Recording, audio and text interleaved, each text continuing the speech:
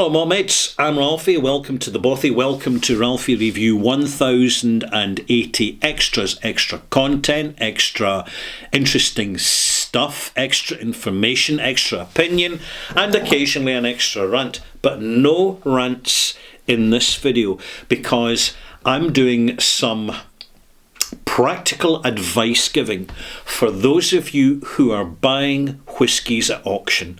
This is happening more and more for a very practical and simple reason.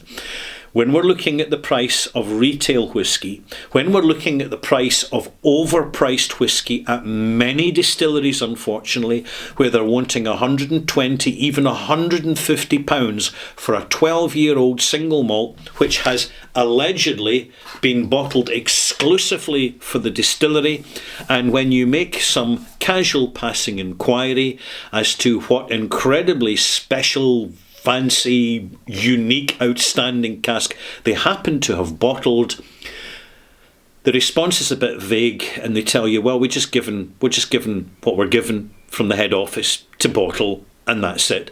But hey, you can only buy it at the distillery, so it must be worth the mega ultra premium. Malt mates, no, it's not. It's increasingly the case now that there are fewer distilleries actually worth visiting that give you meaningful engagement above and beyond the cookie cutter corporate tour. Just ask experienced distillery visitors in your whisky club or on your whisky forum. They will keep you right. They will tell you. Got to be selective. Got to be careful where you visit. Because the difference between a competent distillery tour and an exceptional distillery tour is substantial. It really is. It's much more meaningful when you actually get an engagement and a real connectivity from a distillery rather than just being treated as a consumer. Right. So, what we have are people recalibrating, including yourself, including myself. We're recalibrating. Where do we buy from and what do we pay? Why? Because we don't want to be spending too much, and importantly, we don't want the piss taken out of us by over-ambitious, speculative marketing financial people in distillery companies that don't know the inside of a distillery if it was staring them in their face. They're in an office somewhere, in an industrial estate somewhere, and they just decide, do you know what? Our competitors are getting a bit more, at least they're charging a bit more for a whisky. Why don't we? And this is this negative culture, which is in fact accelerated the dramatic and drastic suppression globally of Scotch whisky sales in particular. Because Scotch whisky has been so overhyped and the brands are now overbranded. You know what I'm saying? So we go to auction because we find them so quickly and so easily online. You can be anywhere in the world and you can come to a British-based whisky auction and you just start to spend, it's a lovely evening to spend over a dram, just filter through, no pun intended, just filter through the items that are for sale and see that the major high collectible, investable whiskies are getting far, far less than they used to.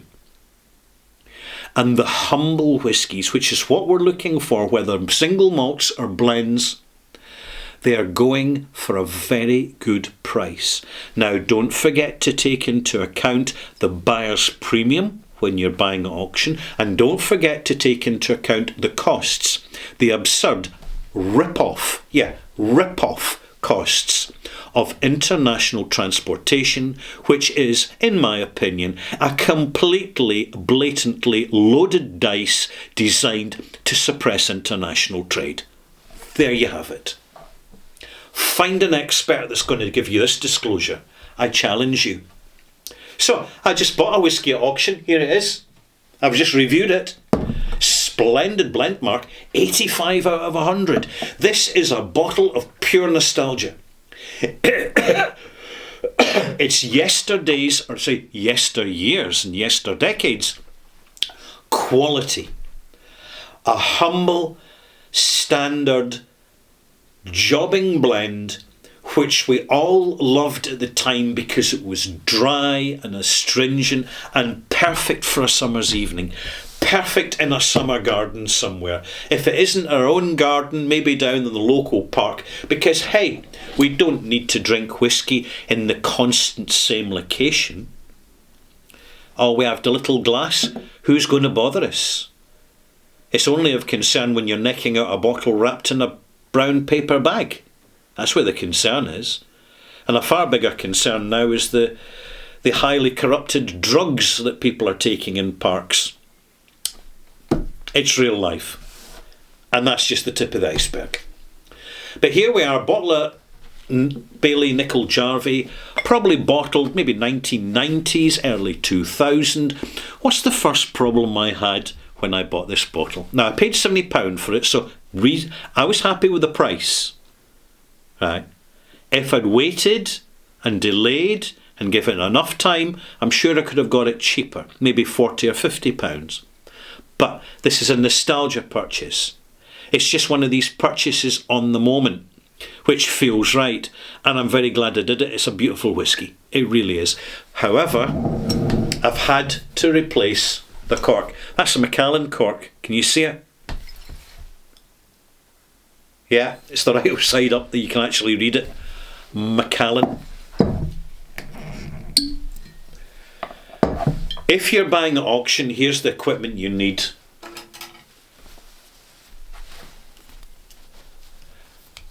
A professional, don't get the junk cheap ones, a professional bottle opener.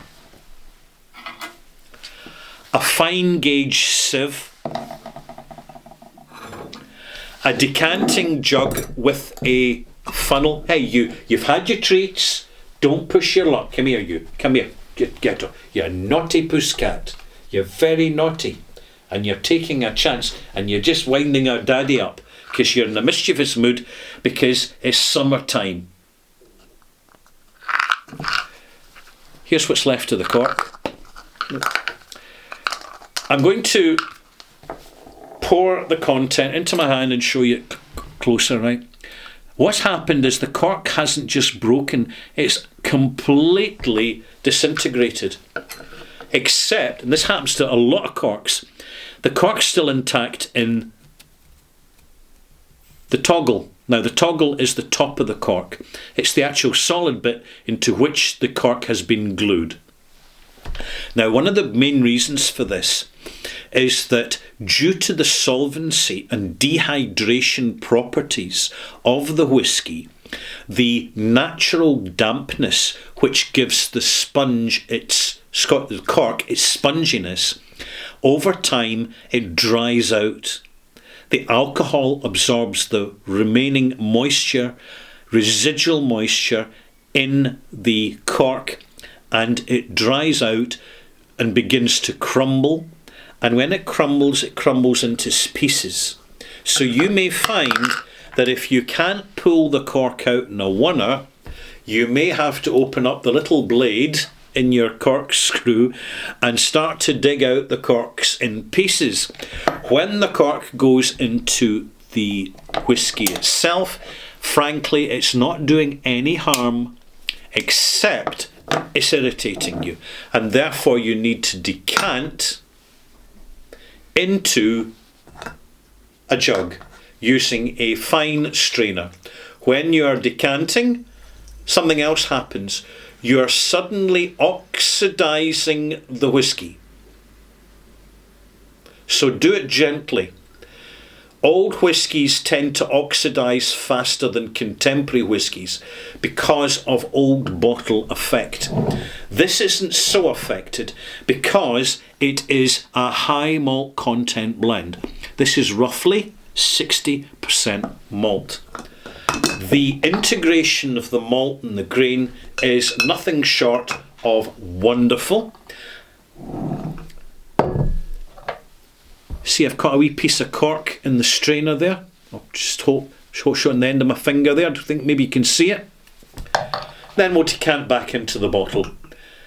You don't need fancy equipment. It doesn't have to be stainless steel mixologist standard. And you may find actually that, particularly when a bottle has been hibernating on a shelf for a few decades, doing this actually opens it up quite nicely. When you have done your homework on the bottle, it's important to keep it sealed at this point because it has that extra level of fragility. So basically, this is why when we have finished a bottle of whiskey, we may dispose of the bottle itself, but we keep the cork. Now here's my rusty old cork collection. As you can see, I've got corks of various different sizes and styles, including champagne corks, by the way. Because quite simply, some wide neck bottles, if you don't have wide neck corks, the champagne cork, ex-champagne cork, is just perfect for it. If you don't have any corks left, at least cover the top of the bottle with some cling film. But that's a last resort. Storing these, if you're planning to keep them a long time, store them in a fridge if you can. No, here we go again. Naughty. You two cats are being mischievous here. Now your big brother's naughty, you less so, but Fluffy, Ken, just move away. Let me finish my record. Thank you. I love you. Even though you're a wee brat.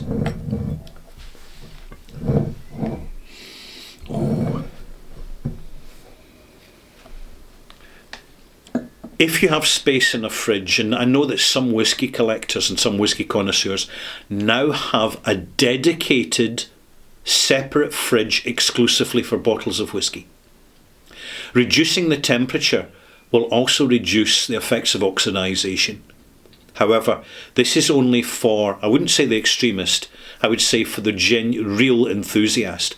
Bear in mind the cost of a large cabinet refrigerator or chest refrigerator isn't that expensive nowadays in comparison to the price some people are paying for expensive single malt whiskies.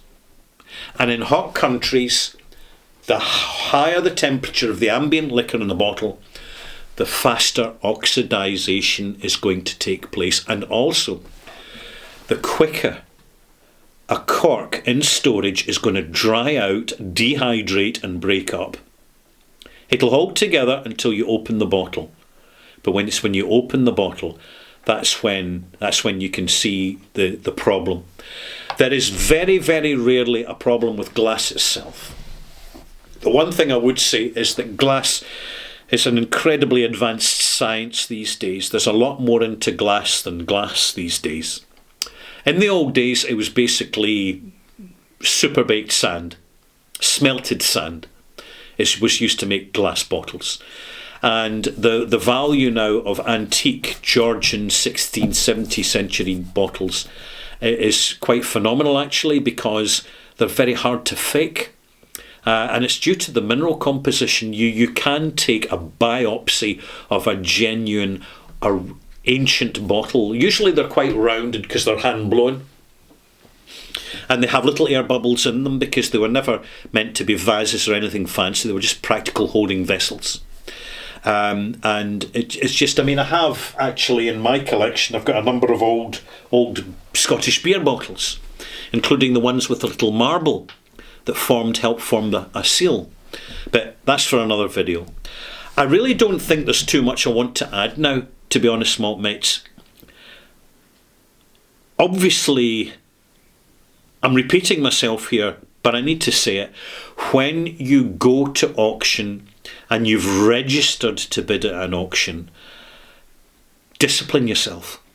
It is far too easy, and I've done it myself, to get bidding fever, and you see someone else going for the bottle you want, and that B is not going to get it because it's for you. And you press and you press and you press, and you end up, you're paying twice what you originally budgeted for that whiskey.